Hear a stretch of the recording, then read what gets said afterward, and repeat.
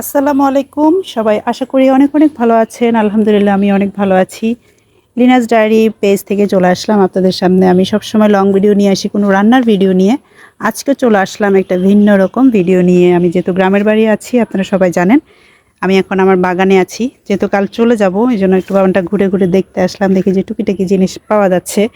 এই যে এখানে আমি এখন বরবটি দেখলাম, এগুলো নিচ্ছি। তো ভাবলাম একটা লং ভিডিও হয়ে যাক, আপনাদের সাথে একটু ভিন্ন রকমের একটা চেষ্টা করছি। ভালো লাগলে অবশ্যই জানাবেন কমেন্টে আমার এই ভিন্ন রকম চেষ্টাটা আপনাদের কেমন লেগেছে। তো এই জন্যই যে এখানে ভিডিও যেহেতু করছি, ভাবলাম যে সবজিগুলো একটু উঠাই, যদিও অল্প কয়েকটা, তারপরেও ভর্তা খাওয়া যাবে, তাই না? এই জন্য এগুলো উঠিয়ে নিলাম। কয়েকটা বরবটি, এটাই যথেষ্ট ভর্তা খাওয়ার জন্য। আসলে এখানে আমার একটা ভাবি থাকে, উনি এগুলো দেখাশোনা করেন। তারপরে ওনারা অবশ্য কেউ নেই, ওনার হাজব্যান্ড ওয়াইফ শুধু দুইজন। তো বেশি কিছু করেন না, হালকা পাতলা একটু করেন, যাতে ওনারা দুজন খেতে পারেন বা আমরা আসলে একটু খাই। তো চলুন, আমি আমার ভিডিওটা অন্যান্য সবজি সহ কীভাবে তুলে আমি আপনাদের সাথে শেয়ার করছি। এর আগের ভিডিওতে আমি আপনাদেরকে আমার গাছ থেকে মরিচ উঠানো দেখিয়েছিলাম। চলুন এখন আমরা বেগুন উঠাবো। যেহেতু আমি কাল চলে যাব, সেহেতু এগুলো আসলে থাকবে না, এই জন্য আমি এগুলো উঠিয়ে নিচ্ছি। এই যে আমি এখানে রেখে দিলাম, এখন আরও নেব। এই যে একটা,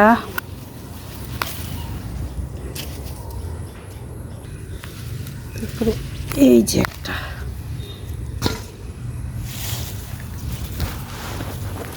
এসব জিনিসগুলো আসলে মানে উঠাতে আসলে একটা আনন্দ। নিজের গাছ থেকে, নিজের বাগান থেকে উঠিয়ে নিয়ে খেতেই আসলে অনেক আনন্দ লাগে। এই যে দেখুন, মাশাআল্লাহ। এই গাছগুলো আমি কিছুদিন আগে একটা ভিডিও দিয়েছিলাম। আমার আম্মা অস্ট্রেলিয়া চলে যাচ্ছিল, তখন আমার আম্মা কিন্তু এই গাছগুলো নিজে হাতে লাগিয়ে গিয়েছিল। এই তো ডিসেম্বরে, মেবি ডিসেম্বরে না, রোজার ঈদের সময় লাগিয়ে গিয়েছিল। আর এখন দেখুন গাছগুলোতে, এগুলোতে যে আমি এখানে বেগুনগুলো উঠালাম, তারপরে এখানে যে মরিচগুলো উঠিয়েছিলাম আলাদা আলাদা করে, আমি আলাদা আলাদা, এটা এক গাছের, এটা আরেকটা গাছের, দেন এটা আরেকটা গাছের, এবং এটা আরেকটা গাছের, আমি আলাদা আলাদাভাবে উঠিয়ে এগুলো রেখেছি। সৌন্দর্য দেখতে খুব ভালো লাগছে, তাই না? তারপরে আরেকটা মজার জিনিস দেখুন, এই যে গত বছর এখানে কাঁকরোল গাছ লাগানো ছিল। গাছ যেহেতু মরে গিয়েছে, আমরা জানি যে কাঁকরোল গাছ কিন্তু পরের সিজন আর লাগানো লাগে না, এমনিতেই উঠে যায়। যেহেতু কেউ থাকে না, গেট বন্ধ ছিল, এখানে ওই যে মাচার মতো দেওয়া লাগে, মাচাটাও দেওয়া হয়নি। কিন্তু দেখুন, এগুলো কিন্তু সব কাঁকরোল গাছ। আমি এখান থেকে কালকে অনেকগুলো কাঁকরোল উঠিয়েছি এবং রান্নাও করেছি ওখান থেকে নিয়ে।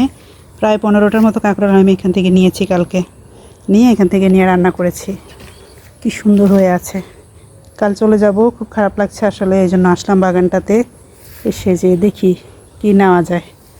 আর নিজের বাগান বলে কথা, আমি আগেই বলেছি, এখানে আসলে অন্যরকম একটা অনুভূতি। এই যে দেখুন, এখানে একটা কাঁকরোল, এভাবে এখানে খুঁজলে অনেক কাঁকরোল পাওয়া যায়।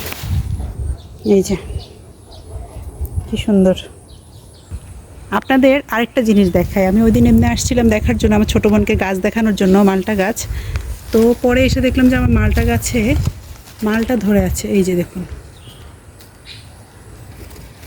এমন কিন্তু আরও মালটা আছে, ওই যে উপাসও ধরে আছে। তারপর একদম উপরে দেখা যাচ্ছে কিনা জানি না ক্যামেরায়, একদম উপরেও কিন্তু আমার কিছু মালটা আছে।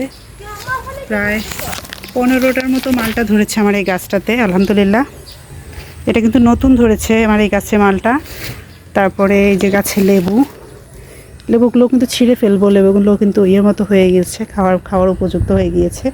প্রায় 5-6টা লেবু খাওয়ার উপযুক্ত হয়ে গেছে মেবি। আমি লেবুগুলো এখন ছিঁড়ে নেব। তো অনেক দিন পর একটা লং ভিডিও এভাবে করলাম আমার বাগানে, কেমন লাগলো অবশ্যই জানাবেন। সবাই অনেক অনেক ভালো থাকবেন, ধন্যবাদ সবাইকে।